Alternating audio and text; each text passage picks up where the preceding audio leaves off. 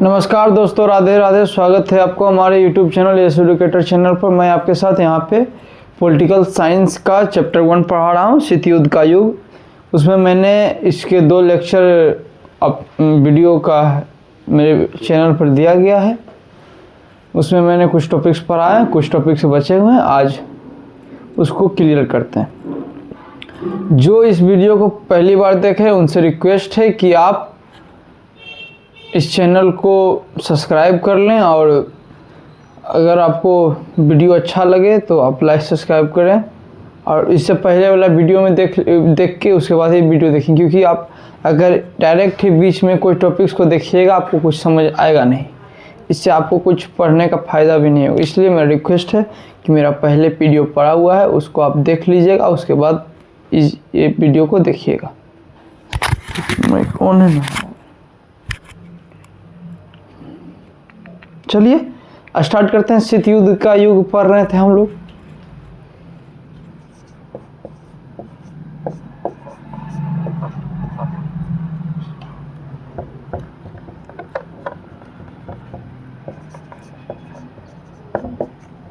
देखिए, शीत युद्ध के युग में मैंने आपको इसका प्रमुख कालखंड बताया, किस तरीके से तनाव शिथिल का दौर आया, तनाव शिथिल के काल में कौन कौन सी घटनाएं हुई, कौन कौन सी विचारधारा बीच में पनपी जो आज भी प्रभावी हुई। इसी तरीके से किस तरीका क्यूबा मिसाइल संकट जो एक महान संकट था जो तीसरे विश्व युद्ध की ओर बढ़ने की बहुत बड़ी चरमोत्कर्ष माना जाता है। इसी प्रकार हम कुछ और घटनाएं देखेंगे कि जिसमें आप देखिए कि किस तरीके से सोवियत संघ और अमेरिका अपनी विचारधारा में वर्चस्व के रूप में आमने सामने हो गई थी। ये 2 घटनाएं, लगभग 2 या 3 घटनाएं होंगी, देखना होगा, आपको बताते हैं। देखिए, सबसे पहले घटनाएं में अगर जाना जाए तो जब इसका चरम काल भी उसको भी महत्वपूर्ण टॉपिक्स जाना जाएगा, क्योंकि उस समय भी शीत युद्ध में बहुत मतलब गहमागहमी का माहौल बन गया था। वैचारिक संघर्ष काफ़ी उच्च लेवल पर आ गई थी। देखिए, उसमें से है आप जर्मनी का जो एकीकरण का मुद्दा है वो काफ़ी प्रभावी रहा शीत युद्ध के युग में। देखिए, जर्मनी यह एक यूरोप का देश है, ठीक है। इसने आप जानते हैं कि इसको द्वितीय विश्व युद्ध में हार झेलनी, मतलब प्रथम विश्व युद्ध में हार झेलनी पड़ी। उसमें इसको कई तरीके का जिस पर जुर्माना लगाया गया, और दूसरे विश्व युद्ध में हिटलर की मृत्यु के बाद जर्मनी की पूरी तरीके से मित्र राष्ट्र की जीत हुई, जर्मनी की हार हुई। जर्मनी जो थी ये धुरी राष्ट्र में थी, ये आपको मैंने पहले पढ़ाया। ठीक है, क्या होता है जब सोवियत संघ और अमेरिकी शीत युद्ध का प्रारंभ होता है तो उसके बाद जर्मनी में भी कुछ राजनीतिक घटनाएं होती है। 1948 में क्या होता है,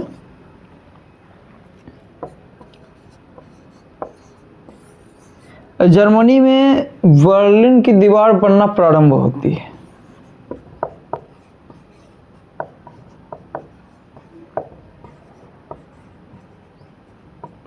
इस दीवार का बनाने का मुख्य उद्देश्य था कि जर्मनी को 2 भाग में बांटना है, पश्चिमी यूरोप,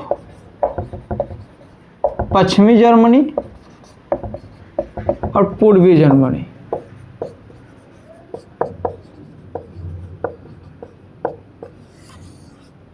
जर्मनी 2 भागों में बट गया। एक पूर्वी जर्मनी में साम्यवादी प्रभाव, पश्चिम में पूंजीवादी एवं अन्य नाटो के सदस्य। 1947 में बर्लिन की दीवार बनना प्रारंभ होती है, ठीक है। ये दीवार जर्मनी के पूरा पश्चिम भाग को बांटने का प्रमुख दीवार थी। देखिए, जब बर्लिन की दीवार 1948 में बनना प्रारंभ होती है तो 1961 में क्या होता है, बर्लिन की दीवार पूर्णतः कंप्लीट हो जाती है। बर्लिन की दीवार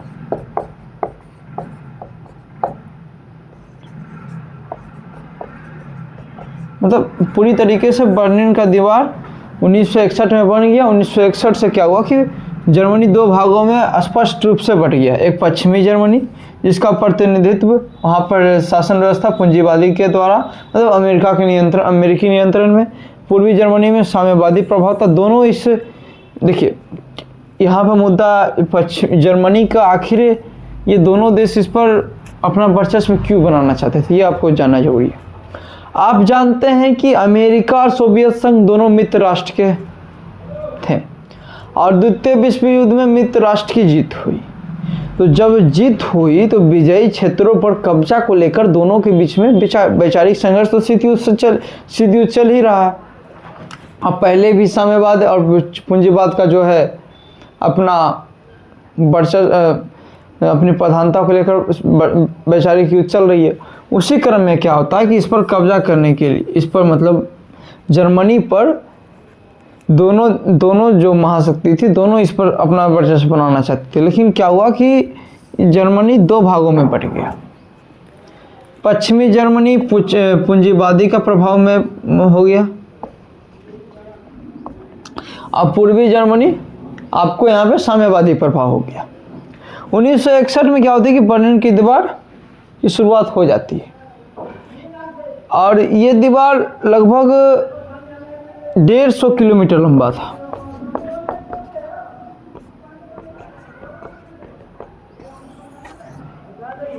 मतलब इस दीवार पश्चिमी और पूर्वी जर्मनी की सीमा बन गई थी। ठीक है, इस समय पश्चिमी जर्मनी पर पूंजीवादी प्रभाव था, पूर्वी जर्मनी पर साम्यवादी प्रभाव था। दोनों एक दूसरे को इस पूरी जर्मनी में अपना प्रभाव बनाना चाहते थे।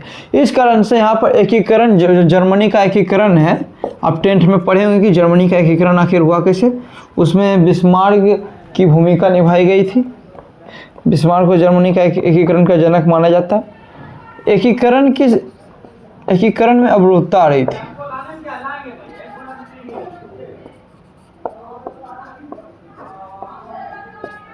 समझे, मतलब वहाँ पर बर्लिन की दीवार के जो बनने से एवं पूर्वी पश्चिमी जर्मनी बनने से यहाँ पर एकीकरण की काफ़ी समस्या आ गई थी। मतलब एकीकरण एक सपना सा हो गया। मतलब एकीकरण वहाँ की जनता की आकांक्षा थी, लेकिन दो महाशक्तियों के प्रभाव से इस पर हमेशा अवरुद्ध डाला गया।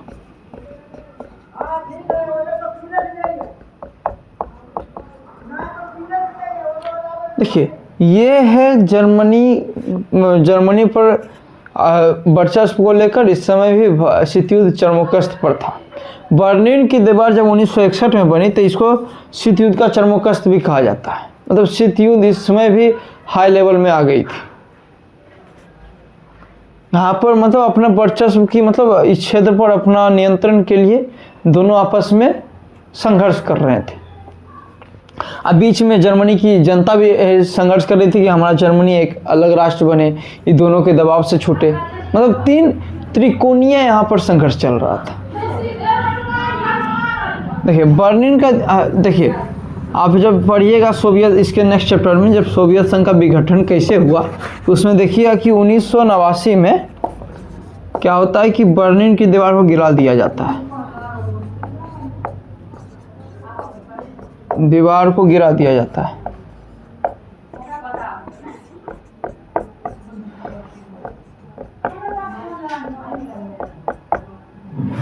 उन्नीस में जब बर्लिन की दीवार गिरा जाती है तो 1990 के काल में जर्मनी का एकीकरण हो जाता है।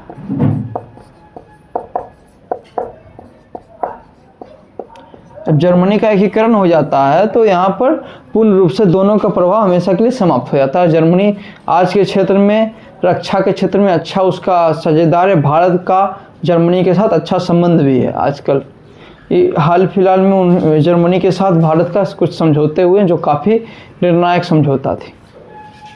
हाँ, यहाँ पर जर्मनी में जो है शासन व्यवस्था का प्रमुख चांसलर होता है। चांसलर, आप इसको राष्ट्रपति का रूप भी माना जाता है। सबसे प्रमुख चांसलर, जब सबसे मजबूती प्रभावी जो चांसलर यहाँ पर हुए हिटलर हुए। हिटलर के बारे में आपने 10th में पढ़ा है। उसके बाद आज तक भी यहाँ पर चांसलर पद प्रभावी है।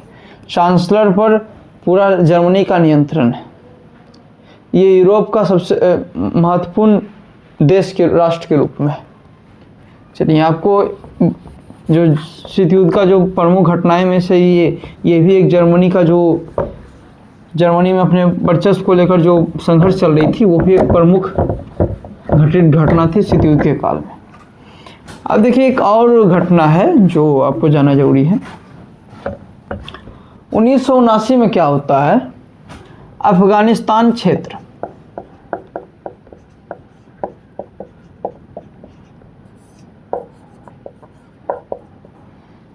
अफगानिस्तान क्षेत्र ये भारत का पड़ोसी देश है, ठीक है, अखंड भारत का भाग है। अब भारत का ये प्रमुख पड़ोसी देश है। देखिए, यहाँ पर क्या था कि शीत युद्ध के जब काल था, यहाँ पर साम्यवादी शासन व्यवस्था थी।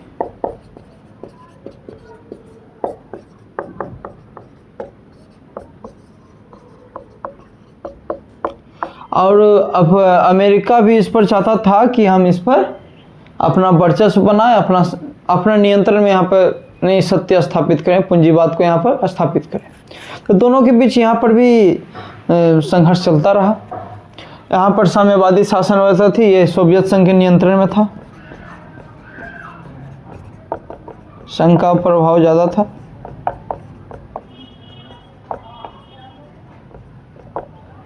देखिए, 1979 के आते आते क्या होता है कि यहाँ पर गृह युद्ध प्रारंभ हो जाता है।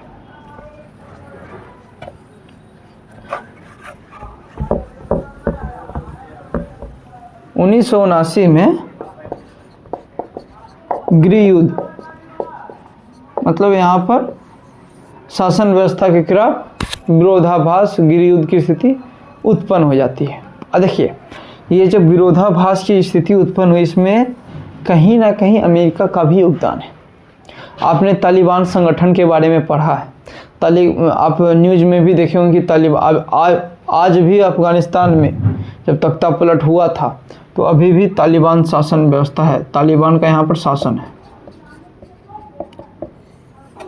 तालिबान, अलकायदा जैसे संगठनों को अमेरिका के द्वारा बढ़ावा दिया जा रहा था यहाँ पर, क्योंकि अमेरिका चाहता था कि यहाँ पर साम्यवादी प्रभाव खत्म हो।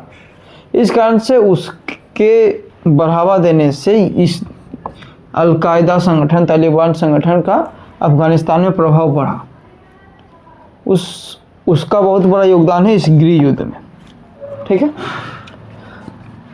देखिए, क्या होता है कि 1979 में जब गृह युद्ध प्रारंभ होता है तो सोवियत संघ के द्वारा इस गृह युद्ध में अपना शासन व्यवस्था को मतलब संरक्षण एवं साम्यवादी प्रभाव को बचाने के लिए अपनी सेना यहाँ पर भेजता है सोवियत संघ के द्वारा।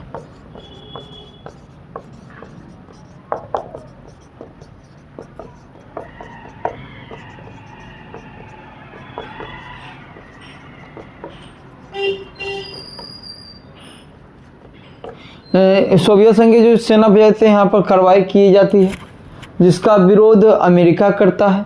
लगभग ये जो अफगानिस्तान का जो क्षेत्र पर जो 1979 में जो गृह युद्ध में सोवियत संघ ने सेना उतारी, तो इसके बदले अमेरिका ने भी यहाँ पर अपनी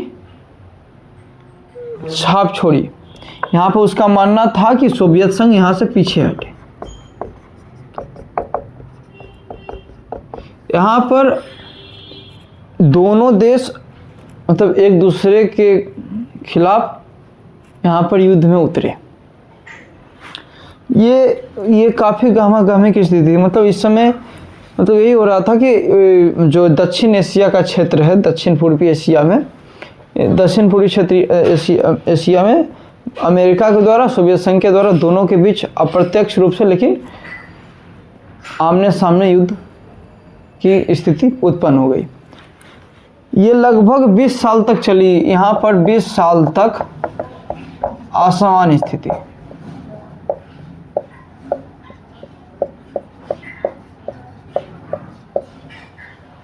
क्योंकि यहाँ पर गृह युद्ध में कहीं ना कहीं अमेरिका का बहुत बड़ा योगदान है। इस कारण यहाँ पर सोवियत संघ का, देखिए, सोवियत संघ यहाँ पर ज़्यादा समय तक नहीं टिक पाई। आप जानते हैं कि सोवियत संघ का विघटन 1991 में हुआ। अब सुनिए, जब गोरबाचेव यहाँ पर मतलब सुधार करने मतलब एक सोवियत संघ के राष्ट्रपति बने, तो उन्होंने 1987 में अफगानिस्तान से सेना वापस बुला ली।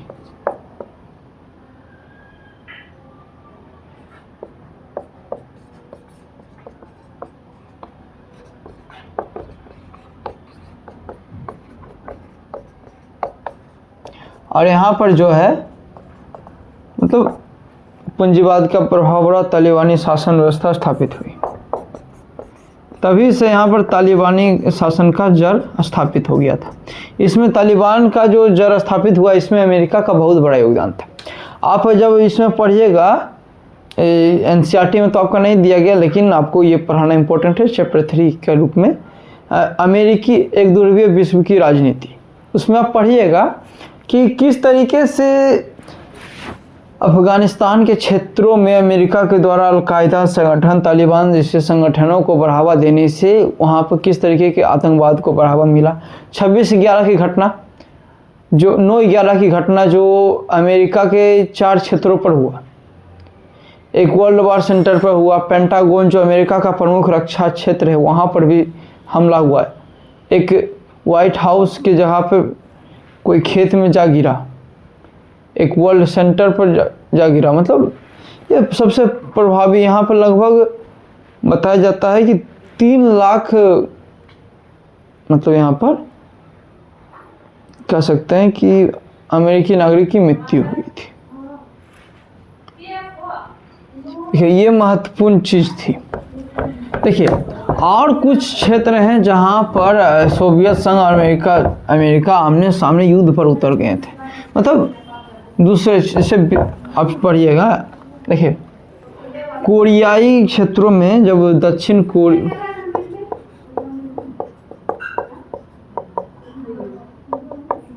कोरियाई संघर्ष में उत्तरी कोरिया,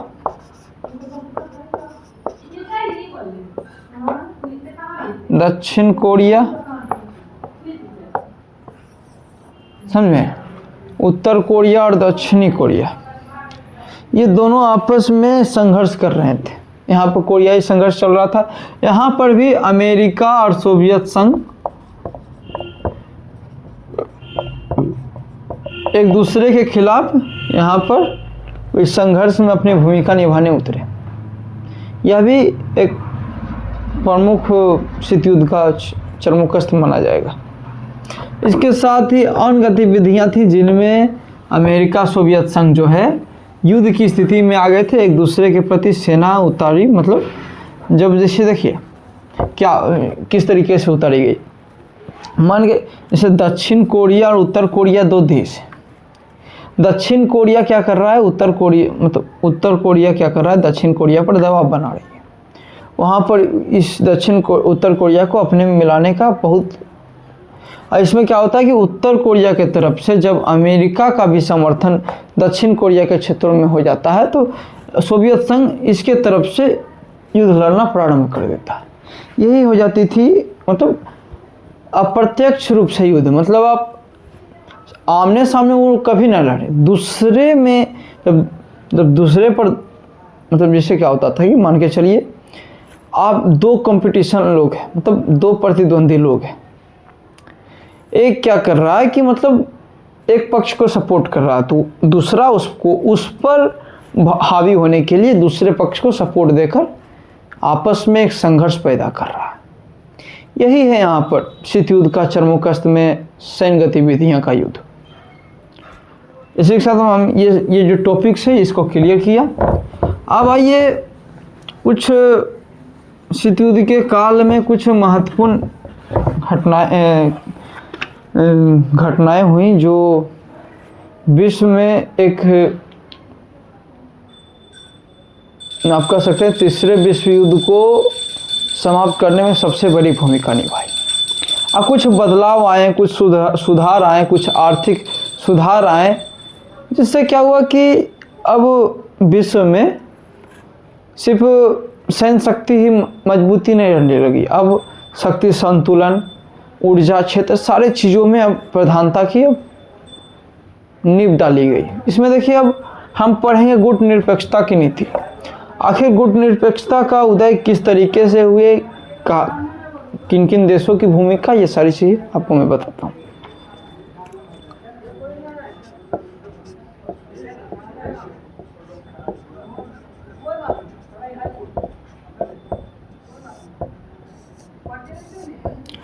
देखिए आप जानते हैं कि द्वितीय विश्व युद्ध के बाद विश्व में भारत के जैसे ही अनेक जगहों पर ब्रिटिश उपनिवेश था, वो लोग धीरे धीरे स्वतंत्र राष्ट्र हो रहे थे।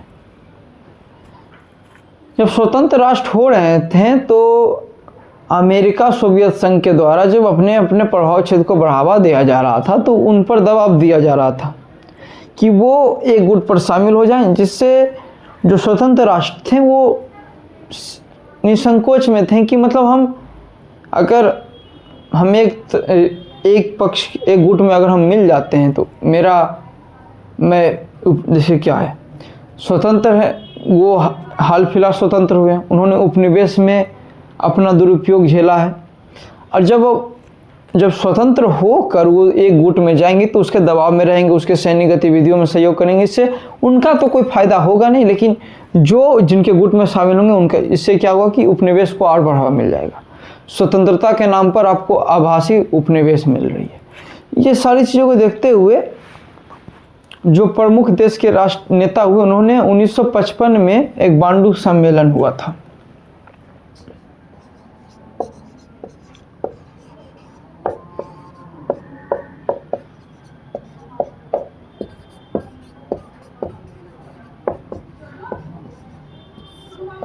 उन्नीस सौ 1955 में जब बांडुंग सम्मेलन हुआ तो यहाँ पर गुट निरपेक्षता की नींव रखी गई।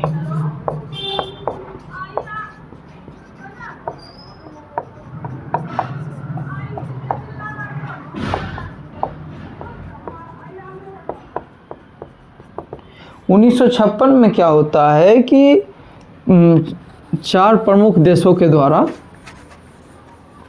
उनके नेताओं के द्वारा गुट निरपेक्षता नीति का अवलोकन तीसरे विश्व युद्ध के रूप में, तीसरी दुनिया के रूप में किया जाता है।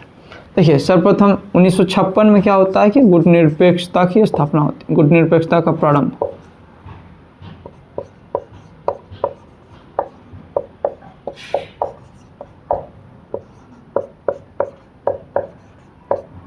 ठीक है, इसमें देखिए भारत से जवाहरलाल नेहरू,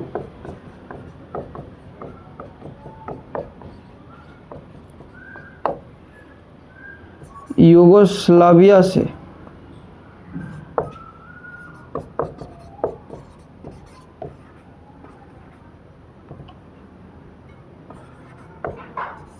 मार्शल टीटो,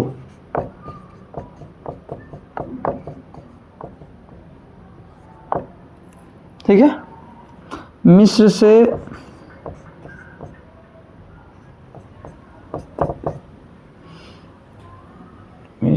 कौन मिस्र, हाँ, मिस्र से यहाँ पर अब्दुल नासिर,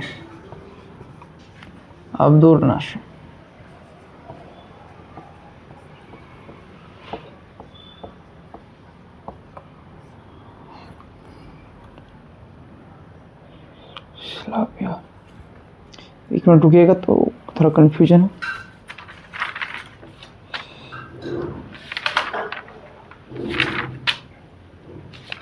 एक नेता का नाम याद नहीं आ रहा, उनका नाम तो शायद क्या था, उस सारे थोड़ा सा कन्फ्यूजन, थोड़ा सा, हाँ सॉरी, इंडोनेशिया के एक देश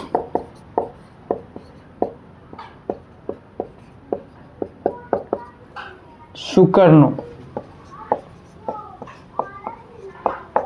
ये 4 प्रमुख नेता थे। हालांकि जब सोवियत 1956 में गुट निरपेक्षता का प्रारंभ, मतलब गुट निरपेक्षता आंदोलन की स्थापना हुई थी, इंडोनेशिया में ही हुई थी।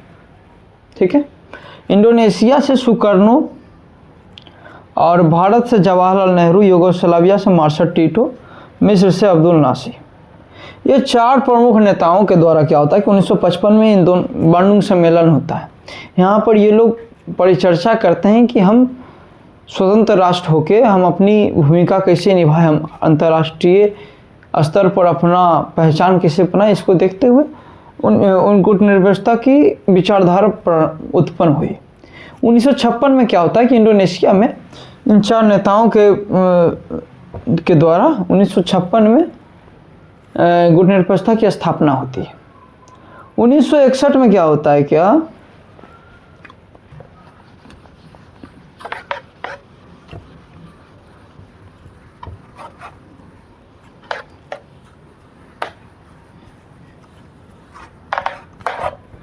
1961 में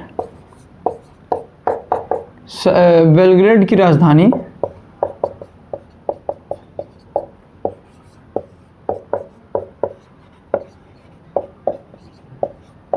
सर्बिया में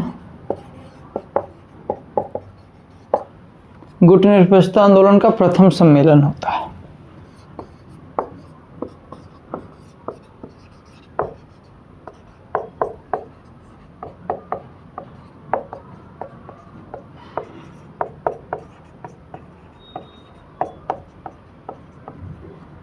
देखिए उस समय इस सम्मेलन का जो प्रथम जब सम्मेलन हुआ गुटनिरपेक्षता आंदोलन का, तो उस समय गुटनिरपेक्षता आंदोलन के मतलब गुटनिरपेक्षता नीति के अध्यक्ष तो जो इस सम्मेलन में जो अध्यक्ष थे वो किनकी अध्यक्षता में ये सम्मेलन हुई, ये मार्शल टीटो के। मार्शल टीटो गुटनिरपेक्षता आंदोलन के प्रथम अध्यक्ष थे। मार्शल टीटो प्रथम गुटनिरपेक्षता आंदोलन का सम्मेलन कर रहे थे और इसमें 25 देश शामिल हुए थे।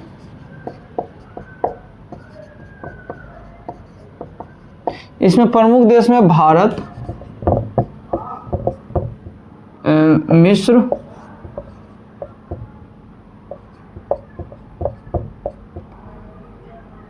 यूगोस्लाविया, बेलग्रेड, इंडोनेशिया,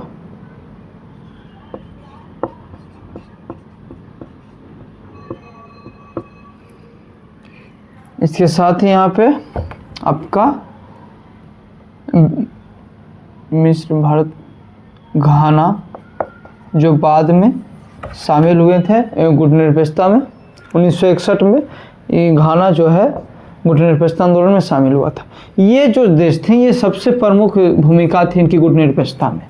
इन्होंने काफ़ी इन सभी देशों के प्रतिनिधियों द्वारा गुटनिरपेक्षता के माध्यम से अपनी विदेश नीति का निर्माण किया गया। भारत की विदेश नीति का आधार है, विदेश नीति में गुटनिरपेक्षता आंदोलन का सबसे बड़ी भूमिका है, क्योंकि भारत की विदेश नीति है जो गुटनिरपेक्षता आंदोलन को पूरी तरीके से प्राथमिकता देती है। देखिए गुटनिरपेक्षता आंदोलन का बनाने का बताया गया, आपको मैंने बताया कि इसका प्रथम सम्मेलन कब हुआ, इसकी स्थापना किस तरीके से हुई, किन किन नेताओं की भूमिका थी, ये सारी चीज़ें मैंने बताया। अब आगे चलते हैं गुटनिरपेक्षता की कुछ प्रमुख विशेषताएं।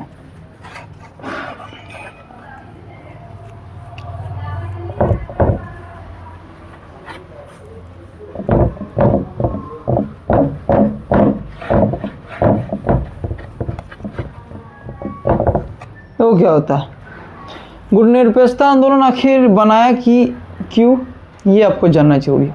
देखिए गुटनिरपेक्षता आंदोलन में आखिर ये विचारधारा पनपी क्यों, इन देशों के बीच इस सोचने की क्या स्थिति हो गई। देखिए क्या थे, जब विश्व में दो भागों में बटा था तो कई स्वतंत्र राष्ट्र हुए। वो लोग चाहते थे कि हम अपने देश का, उनकी सबसे बड़ी प्राथमिकता, वो सारे जो भी ये देश थे ये विकासशील देश थे।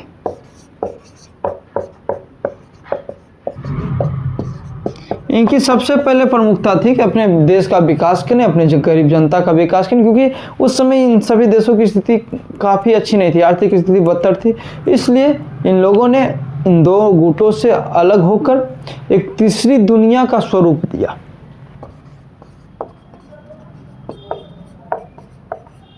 जिसको हम गुटनिरपेक्षता कहते हैं। ठीक है, तीसरी दुनिया में आखिर विकासशील देशों का प्रतिनिधित्व कैसे करा। देखिए गुटनिरपेक्षता आंदोलन का मुख्य उद्देश्य यही है। गुटनिरपेक्षता आंदोलन का मुख्य आधार अगर उद्देश्य पूछा जाए तो गुटनिरपेक्षता का अर्थ था कि दोनों किसी भी गुट में शामिल ना होना,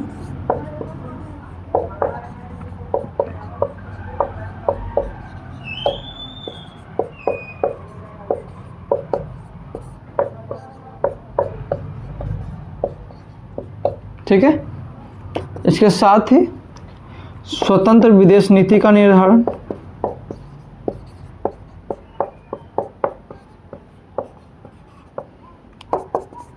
और आप विश्व शांति को बढ़ावा देना।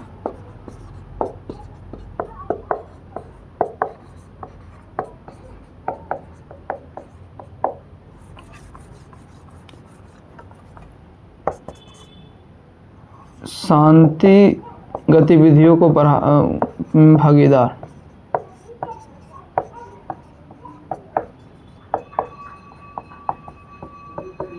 देखिए, ये गुट निरपेक्षता आंदोलन का मुख्य उद्देश्य था, मुख्य सिद्धांत था।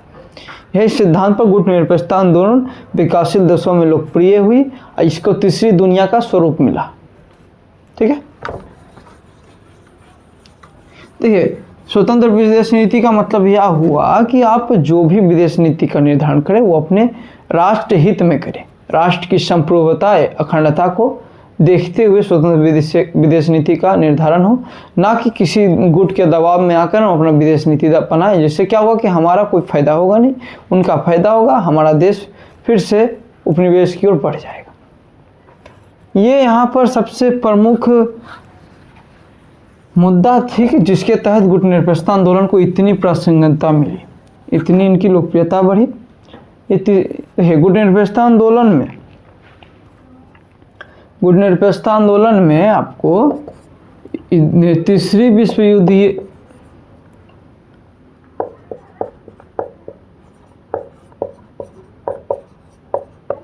युद्ध को खत्म करने को की आशंका को खत्म किया, खत्म करने में भूमिका,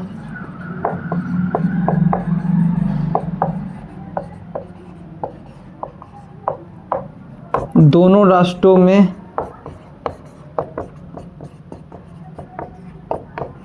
मध्यस्थता में भूमिका,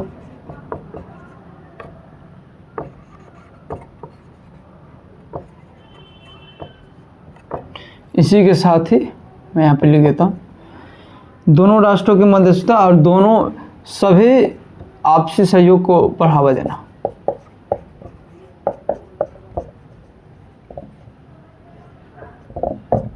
देखिए, ये तीन मतलब शीत युद्ध की ये सबसे बड़ी उपलब्धि यह हुई कि इसने तीसरे विश्व युद्ध की जो आशंका थी उसको काफ़ी दूर ढकेल दिया, काफ़ी दूर ढकेलने में काफ़ी भूमिका निभाई। इसने क्या किया कि दोनों राष्ट्रों में मध्यस्थता की भूमिका, मतलब जैसे तनाव शिथिल का जब दौर आया उसमें गुट निरपेक्षता आंदोलन का सबसे बड़ी भूमिका थी। गुट निरपेक्षता आंदोलन ने दोनों के बीच मध्यस्थता की, दोनों के विवादों को सुलझाने में भूमिका निभाई, आप सदस्य देशों में आपसी सहयोग को बढ़ावा दिया एवं स्वतंत्र विदेश नीति के द्वारा आपसी व्यापार को बढ़ावा दिया एवं अंतर्राष्ट्रीय मंच पर सबसे बड़ी भूमिका निभाई। ये गुट निरपेक्षता आंदोलन की सबसे बड़ी उपलब्धि अगर माना जाए तो इसने विश्व में शांति स्थापित करने और आपसी सहयोग की जो पारस्परिक निर्भरता है उसको बढ़ाने में सबसे बड़ी भूमिका गुट निरपेक्षता आंदोलन की जाती है। इसने अंतर्राष्ट्रीय मंच पर विकासशील देश जो उपनिवेश से उभर कर आए थे उसको एक अंतर्राष्ट्रीय मंच मिला, जिसके तहत उसने अपने देश का प्रतिनिधित्व विश्व स्तर पर किया एवं अपने प्रमुख मुद्दे को अंतर्राष्ट्रीय स्तर पर अपनी आवाज़ उठाने में प्रभावी साबित हुआ।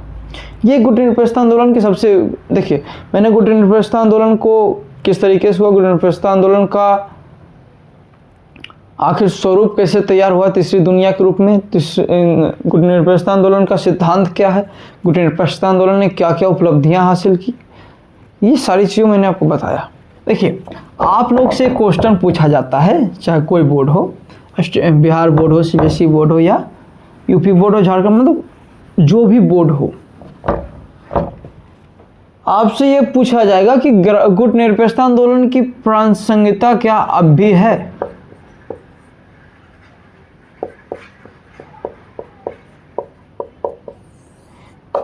इस पर सवाल आती है, इस पर ये काफ़ी पेचीदा सवाल आती है, मतलब अच्छे सवाल है। इस गुट निरपेक्षता प्रासंगिक का अर्थ है कि मतलब जिस तरीके से गुट निरपेक्षता आंदोलन की स्थापना इस कदर हुई कि हम दो गुटों में शामिल नहीं होंगे और अपने स्वतंत्र विदेश नीति के द्वारा अपना स्वतंत्र आपसी सहयोग को बढ़ावा देंगे। इसने उस समय की शीत युद्ध के काल में स्थापना, इसलिए लोग आजकल आलोचकों को मानना है कि अब शीत युद्ध गुट निरपेक्षता आंदोलन की अब कोई प्रासंगिकता नहीं होगी, लेकिन ये कहना गलत है, क्योंकि गुट निरपेक्षता आंदोलन आज भी पूरे विश्व में प्रभावी है। आज भी विकासशील देशों का प्रतिनिधित्व है। भारत जैसे प्रमुख देशों की विदेश नीति में गुट निरपेक्षता आंदोलन को प्राथमिकता दी जाती है। इसमें विश्व बिरादरी की बात की जाती है, विश्व में उपनिवेशीकरण को बढ़ावा को ख़त्म करती है, ये गलत गतिविधियों में निंदा करती है, मानवाधिकार आंदोलन का समर्थन करती है, विश्व शांति के जो भी गतिविधियां उनमें शामिल होकर एक अंतर्राष्ट्रीय मंच प्रदान करती है। गुट निरपेक्षता आंदोलन आज भी प्रासंगिक नहीं है। गुट निरपेक्षता आंदोलन आज भी विकासशील देशों में, खास करके जो स्वतंत्र राष्ट्र जो हुए थे, जो तीसरे दुनिया के सदस्य हैं, उनकी भूमिका को बढ़ाने में सबसे बड़ी भूमिका निभाता है। गुट निरपेक्षता आंदोलन एक अंतर्राष्ट्रीय मंच प्रदान करता है। ये देखिए, ये इस टॉपिक्स पर आपको मैंने समझाया कि गुट निरपेक्षता आंदोलन की प्रासंगिकता क्या है, मतलब गुट निरपेक्षता आंदोलन की आज के समय में क्या इम्पोर्टेंस, मतलब उसकी क्या भूमिका है विश्व की राजनीति में, ये आपको जानना जरूरी था। इसको मैंने अच्छे से बताया। उम्मीद करते हैं आपको अच्छा लगा होगा। चलिए, आज के लिए इतना ही। अब कुछ टॉपिक्स बचा है। नेक्स्ट वीडियो में आपका शीत युद्ध पूरी तरीके से ख़त्म हो जाएगा। इसके बाद आपका बचेगा सेकेंड बुक पढ़ाऊँगा, मतलब सेकेंड चैप्टर पढ़ाऊँगा। इसी के साथ आपका टॉपिक्स बाय टॉपिक्स आपके हर चैप्टर को ख़त्म किया जाएगा। देखिए, मैंने यहाँ पे कुछ टॉपिक्स पढ़ाए, उम्मीद करते हैं अच्छा लगा। अगर अच्छा लगा होगा तो लाइक सब्सक्राइब जरूर कीजिएगा। और इस टॉपिक्स पर मैंने इस 4 वीडियो, शायद ये तीसरा वीडियो होगा, हाँ, ये जो भी पढ़ाया उसको आप एक बार देख लीजिएगा। और जो भी इस टॉपिक्स पर आपको डाउट हो वो प्लीज़ कमेंट कीजिएगा, और कैसा लगा आपको पढ़ने में ये भी कमेंट कीजिएगा। आज के लिए इतना है। जय हिंद।